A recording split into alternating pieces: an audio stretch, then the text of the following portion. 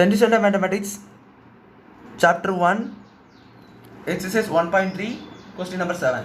An open box is to be made from a square piece of material 24 cm on a side by cutting equal squares from the corners and turning up the sides as shown. Express the volume of the box as a function of x. So கவனிங்க, இப்போ இந்த மாதிரி ஒரு box பண்ணுறாங்க, இந்த மாதிரி ஒரு square paper வச்சு.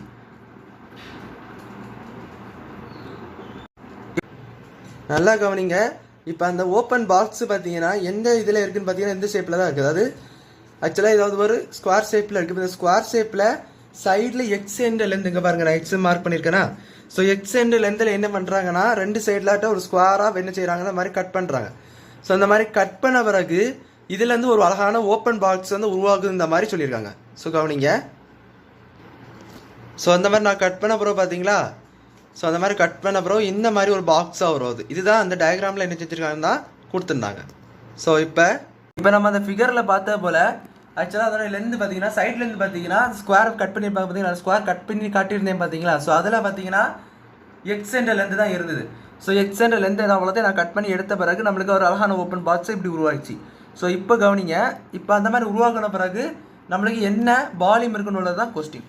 ஸோ பாருங்கள், இப்போ ஆக்சுவலாக அந்த ஸ்கொயர் பாக்ஸ்லேருந்து எக்ஸ் எல்லாத்துலேயும் எக்ஸின் சைடில் இருக்குன்னு சொன்னேன்ல பார்த்தீங்களா. ஸோ அந்த எக்ஸ் என்ற வால்யூம் என்ன செய்ய தான் கட் பண்ண ஆகுது. ஸோ அப்போ ஒவ்வொரு சைடும் இந்த ஒரு எக்ஸோ என்ன செய்யும், குறையும். ஆக்சுவலாக ஃபுல் சைடு பார்த்தீங்கன்னா 24, ஒரு சைடு பார்த்தீங்கன்னா ஃபுல்லாக 24. நல்லா கவனியும், ஒரு சைடு ஃபுல்லாக பார்த்தீங்கன்னா 24. ஆனால் இங்கே என்ன நடக்குது, ஒரு எக்ஸ் இந்த ஒரு எக்ஸ் இந்த இடத்துல ஒரு எக்ஸும் இந்த இடத்துல ஒரு எக்ஸும் போகுது பார்த்தீங்களா.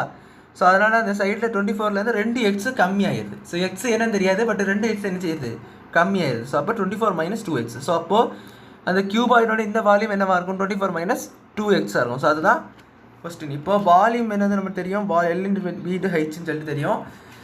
ஸோ இப்போ வால்யூம் நம்ம கண்டுபிடிக்கணும். இப்போ லென்த்து பார்த்தீங்கன்னா நம்மளுக்கு என்னது 24 - 2x, பிரெட்டு பார்த்தீங்கன்னா அதே தான் 24 - 2x. அது ஏன் நம்மளுக்கு அந்த வால்யூம் வந்து லென்த் பிரெட் 24 - 2x பார்த்தீங்கன்னா லென்த் பிரெட் இங்கே சேம் தான். ஏன்னா இது வந்து ஒரு ஸ்கொயரில் தான் செய்கிறாங்க. ஸோ ஸ்கொயர் பாக்ஸ் செஞ்சு ஒரு ஓப்பன் பாக்ஸ் செய்கிறாங்க. இது ரெக்டாங்கிள் கிடையாது, ஸ்கொயர் பாக்ஸ் தான். ஸோ அதனால் ரெண்டு சைடும் ஈக்குவலாக தான் இருக்கும், ஹைட்டு தான் சேஞ்ச் ஆகும்.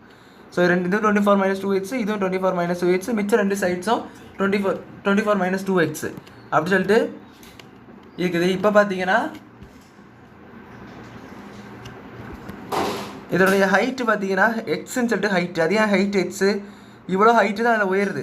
அதாவது இவ்வளோ நம்ம கட் பண்ணி எடுத்துருந்தோம் பார்த்தீங்களா. அப்போ இந்த அவ்வளோ ஹைட்டு என்னது தான் எக்ஸ் தான். ஸோ இது அவ்வளோ இங்கே மேலே உயர்ந்துருது. ஸோ அது பார்த்தீங்கன்னா ஹைட்டு பார்த்தீங்கன்னா எக்ஸு.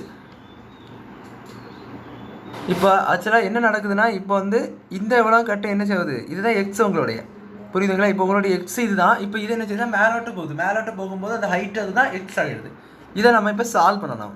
ஸோ இதை எப்படி சால்வ் பண்ணணும் பார்த்தீங்கன்னா, இது பாருங்கள் 24 - 2x 24 - 2x. ஸோ 24 உள்ள மட்டில் பண்ணிக்கோங்க. ஸோ 24 × 24 பார்த்தீங்கன்னா 576. அடுத்து பார்த்தீங்கன்னா நம்மளுக்கு வந்து 24 × 2x பார்த்தீங்கன்னா 48x. அடுத்து மறுபடியும் பார்த்தீங்கன்னா 24 × 2x -48x.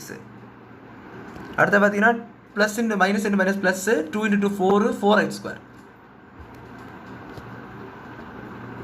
என்ன செய்யுதுன்னா இன்ட்டு எக்ஸ் வர இருக்குது எக்ஸ்ட்ராவாக. ஸோ இதெல்லாம் கரெக்டாக சால்வ் பண்ணிக்கிறேன். ஸோ 576 - 48x 48x, ரெண்டு 48x. ஸோ இது வந்து டோட்டலாக பார்த்தீங்கன்னா 96x ஆயிரும், plus 4x² into x. So இப்போ வால்யூம் என்னது 576x - 96x² ப்ளஸ் 4x³ ஒரு எக்ஸ் எக்ஸ்ட்ரா என்ன செய்யும், மல்டிப்ளை ஆகும். ஸோ அதனால் எக்ஸ் வெளியே இருக்குல்ல. ஸோ அதனால் எக்ஸ் என்ன செய்யும், ஒரு எக்ஸ்ட்ரா மல்டிப்ளை ஆகி வந்துடும் உங்களுக்கு.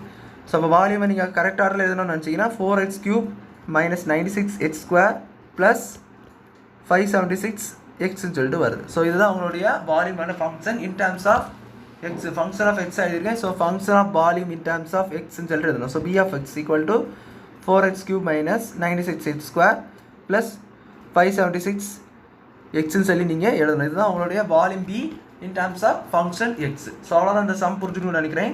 தேங்க்யூ.